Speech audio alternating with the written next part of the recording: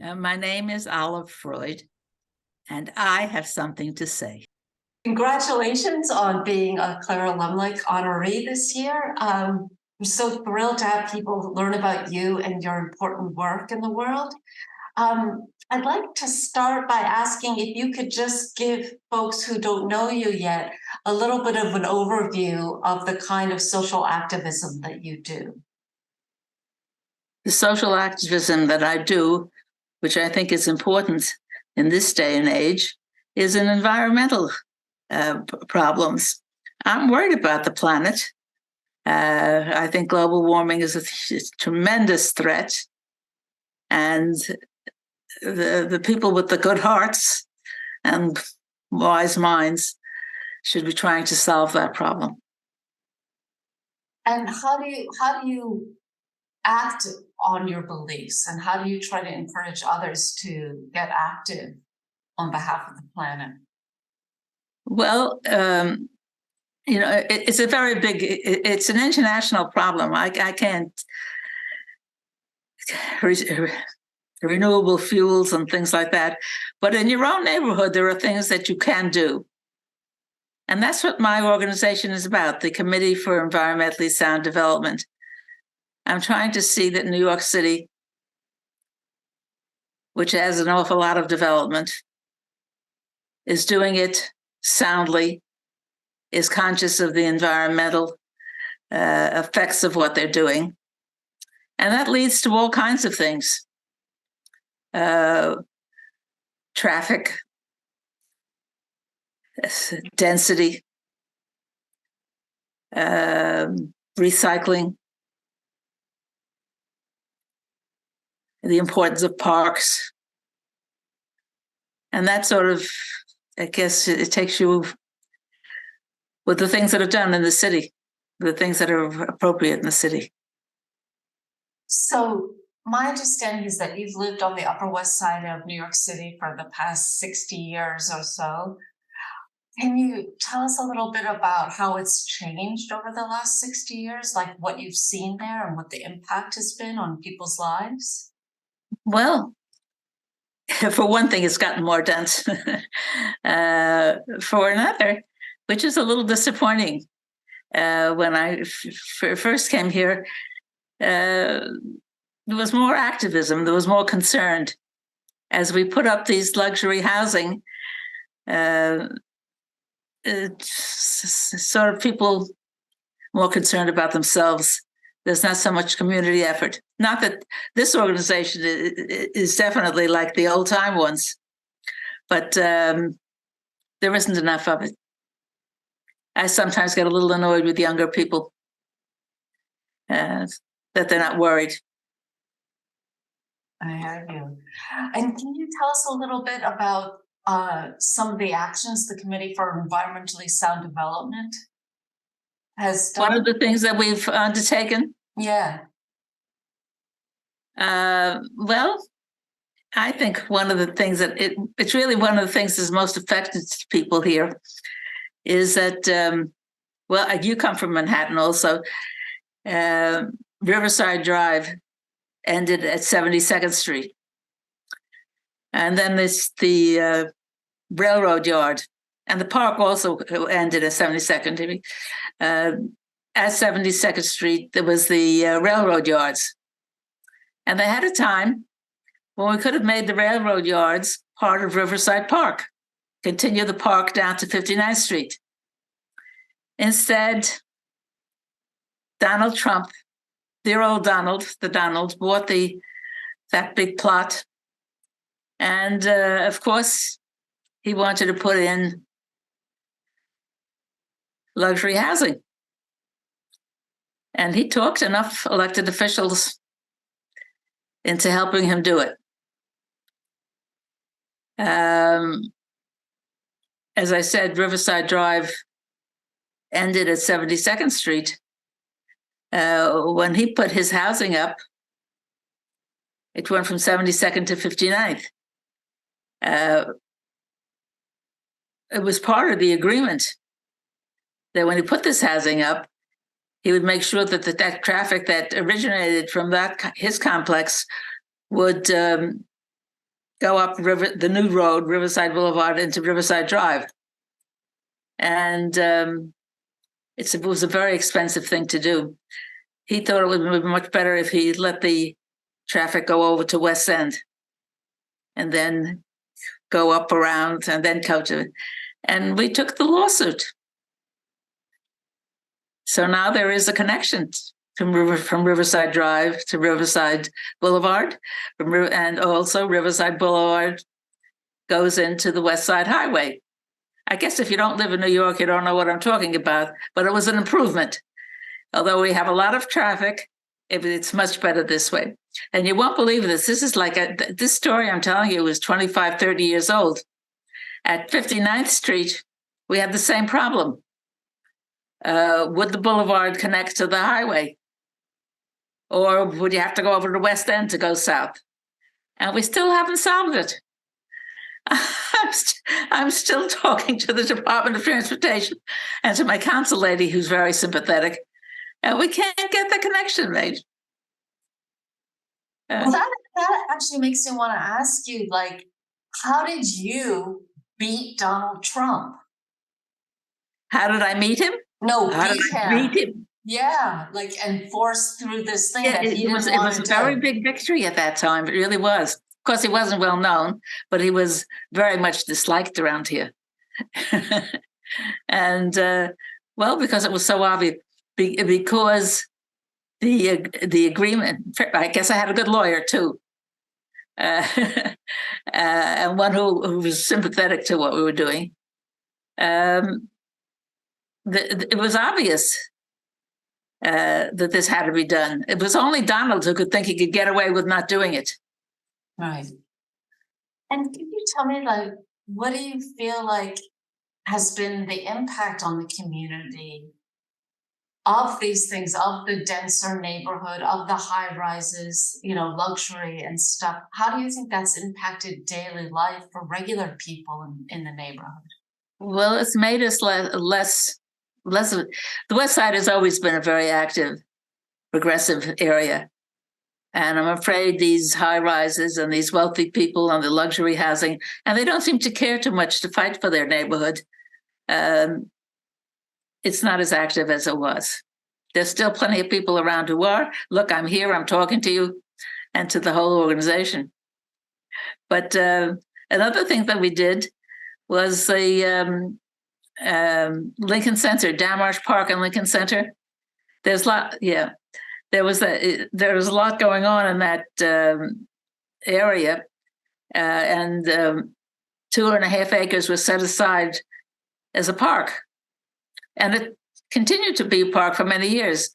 And then one day, we saw someone chopping down trees, and apparently Lincoln Center thought that would be a very good area to rent out, hire out for concessions, to have parties there and something like that. It was a beautiful place. And we took the lawsuit and we won. Another victory. It's the Dammarsh Park, and you sit in it under the trees. They had to put the trees back. They had to put flowers in. So it shows you that when you try, so much gets done because people aren't even aware of it. And what happens? I was reading about the case of 200 Amsterdam.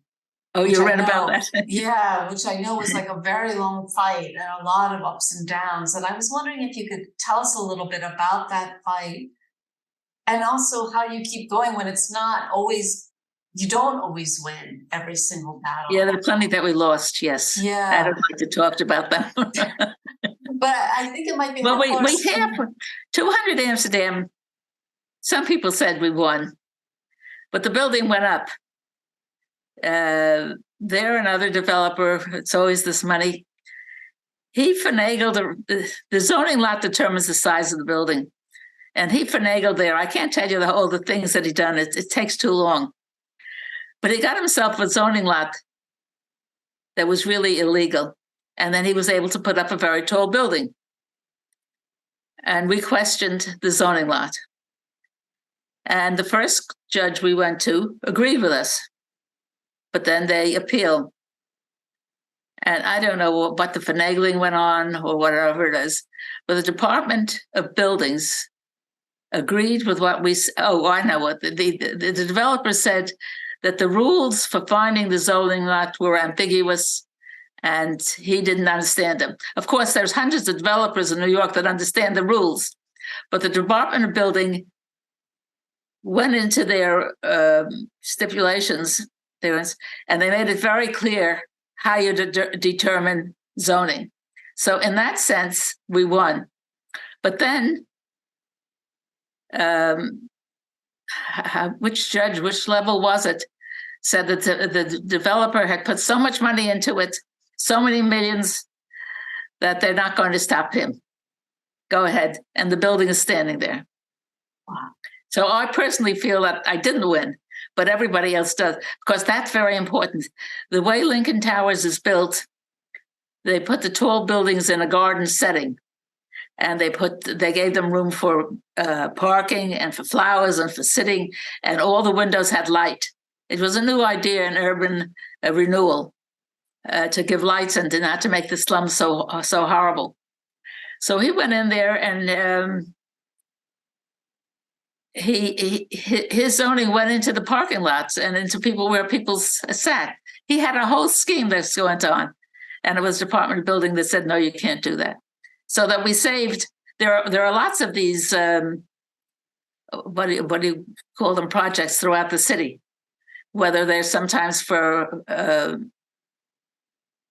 poor communities, but Lincoln Towers isn't a poor community, but it was that idea of urban living. It was a nice idea, I think. Yeah. So I'm curious. I mean, like the New York Post called you the sassy senior idealist. What was that, honey?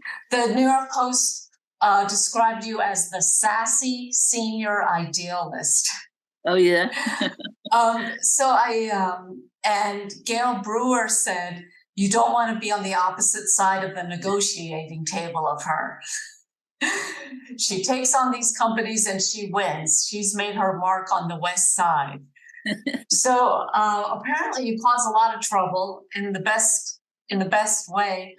But I'm wondering a little bit, what do you think it was in your life that enabled you to go from someone who is passive, maybe not happy with things, but passive about it, to being someone active, involved, and engaged in making change? Well, I guess I'm going to contradict you. I'm never passive. Right. I was never passive. Okay. So I had a great sense of justice. And did you grow up with that, or how did that happen? Yeah. I think so. I think that was my family. I don't know what's in you. I don't know why. But feeling that this isn't right. And was your family active in social justice issues? Maybe. But you always just went for it and stood up for things that you believed in. That's great. We need more of that, I think. And I'm wondering, like, in times when things don't go the way you want and you still have to keep going, what gives you strength in those times to keep going? Is it that you just don't rest? That's a good question. I asked myself that. My friends asked me that. I don't know why. Just about a week ago, someone called me, and down on 45th Street or something or other, he said he found plans for this enormous building that's going up a block away from him. What could he do? And I rolled up my sleeves. I'm doing something about it. Wow. After I had decided I'd quiet down, but I can't. To young activists now, or people who are just getting involved in this movement, what kind of advice would you have for them? I'd like to see them follow my example.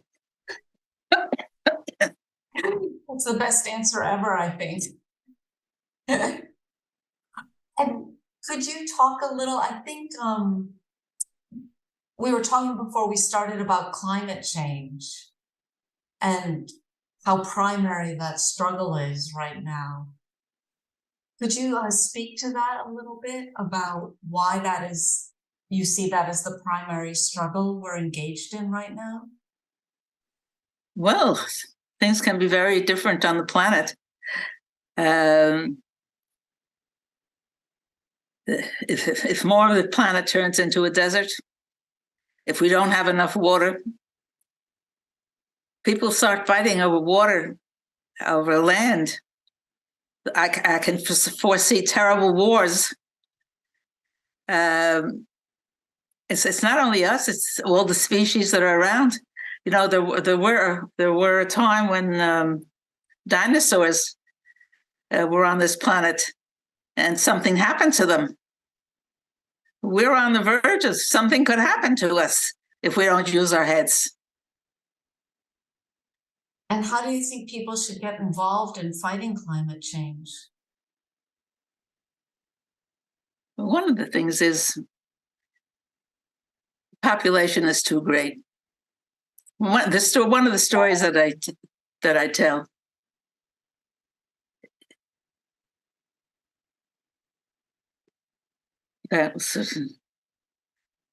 Um,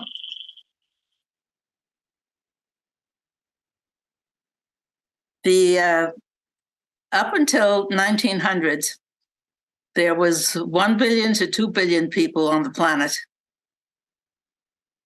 After World War I, 1950, I think it was 3.5 billion. Now I think it's 7 billion or 8 billion. We're expanding too fast. We're not thinking. Nature used to take care of how many people were on the planet. We didn't have medicine. We didn't have enough food. And so nature cut down and had the right amount. But now we have medicines and we cure everything. And we have a green revolution, which did produce more food, but it also produced a lot of poisoning of the planet. And a lot of the poor bees, they can't go around pollinating fruit. This can't go on. Yeah. And I'm curious because you're seeing climate change, but from the perspective of a city dweller. So I'm wondering how you foresee climate change impacting New York City and specifically Manhattan. Yeah. Well, in New York, probably it'll have to get away from the coast. It'll have to become more inland.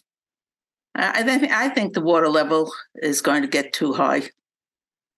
And we're ignoring the fact. We're still putting housing.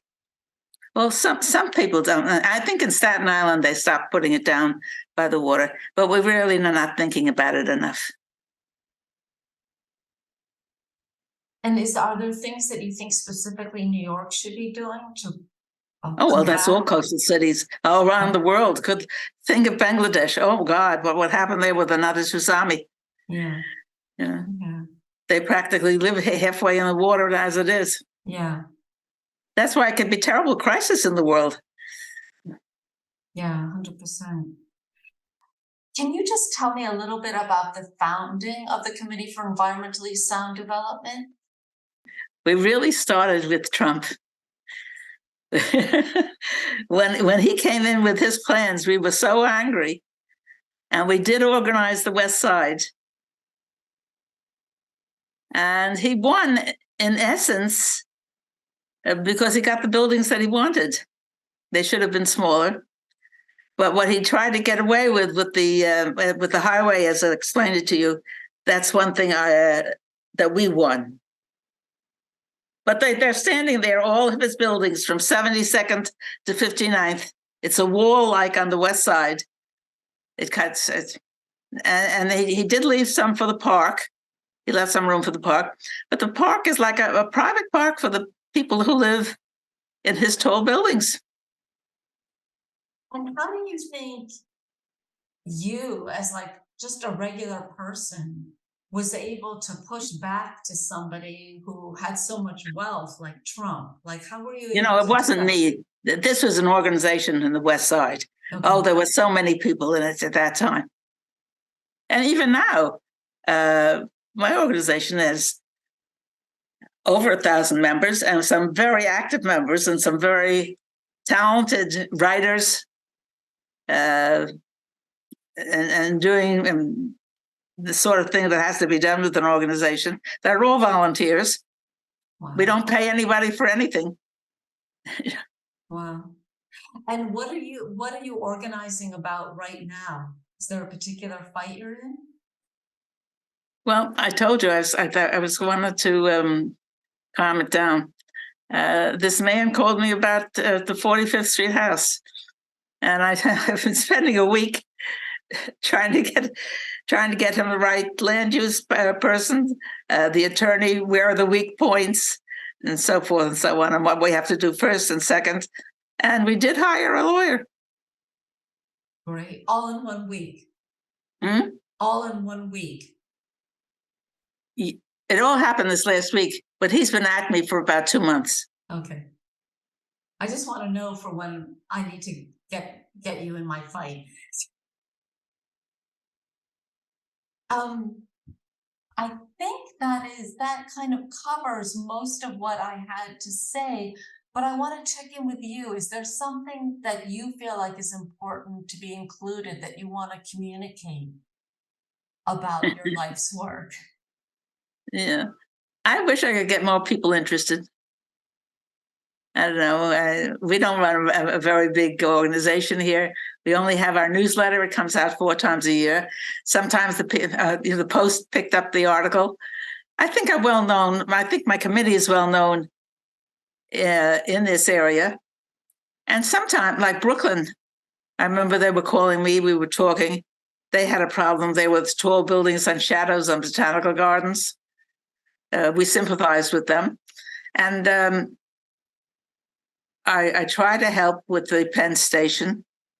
That doesn't seem to have gotten anywhere just now. And what else?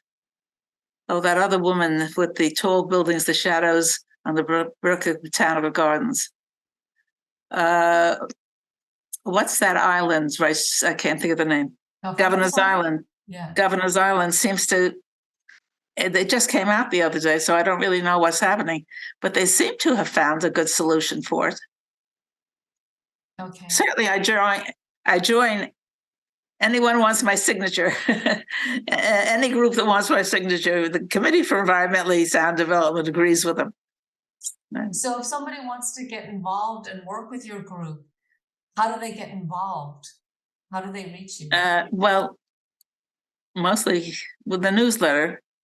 And when you're doing something, like when we did the, which one was it that I had that big meeting? Oh yeah, 200 Amsterdam. We decided that was such a big surprise. I like that story. One of the people that was working with me went out into the buildings in the neighborhood and put down a flyer saying that this building is going up and we're having a meeting. And we went into a neighborhood synagogue and we got a room. We thought maybe we'd have 40 people. So because there wasn't any advertising, it was just that. When we got there, I think there was over 600. The place was so packed that the rabbi came and he told us we don't have to go to that room. We can go downstairs in the big hall there. So when you have a cause and you reach people, you've reached them. It worked. I got my membership really grew that time. Congratulations. That's a fantastic story. Isn't it? Yeah. And then not only that, but it within a half hour, all of our elected officials got down to that meeting. Somebody must have called them. That's the way to do it. Congratulations. Yeah. I think that's good. Do you guys have a website for your organization? What's that? Do you have a website for your organization if people want to get involved? I think we do. Okay. Okay, I'm going to post that. Okay. Well, this has been wonderful. I'm so inspired by your spirit, by your fighting relentlessly kind of spirit. And All right, come back to New York, honey. Okay, I'll be on the next plane. Anything you say, Olive. Thank you very much. Okay, dear. Bye-bye.